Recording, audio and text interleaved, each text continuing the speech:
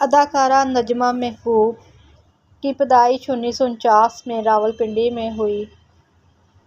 ابتدا میں اسٹیج ڈراموں میں کام کیا، پھر 1959 میں یونائیٹڈ پلیئرز کے ایک ڈرامے کے ذریعے ٹیلی ویژن پر آئیں۔ لاہور ٹیلی ویژن پر ان کا پہلا ڈرامہ ہاتھی دانت تھا۔ اس کے بعد انہوں نے ٹیلی ویژن کے متعدد انفرادی ڈراموں میں کام کیا۔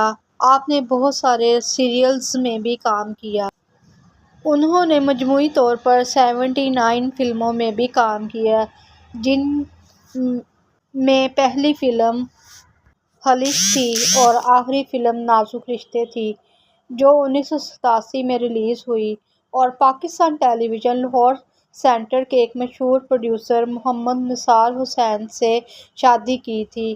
انہوں کے مشہور نجمہ محبوب کی مشہور دیگر فلموں کے بارے میں نوکر ووٹی دا سلطانہ ڈاکو، ان داتا، ٹھگاں دے ٹھگ، غازی علم دین شہید، سالہ صاحب، مفت بر، صاحب جی، پاسبان، دلاں دے سودے اور مراد خان جیسی فلموں میں ماں کا کردار ادا کیا۔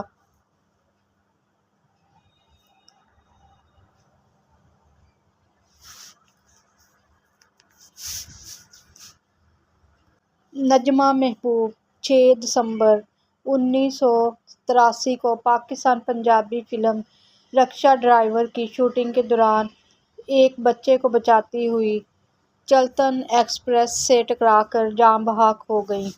انا للہ و انا الیہ راجعون۔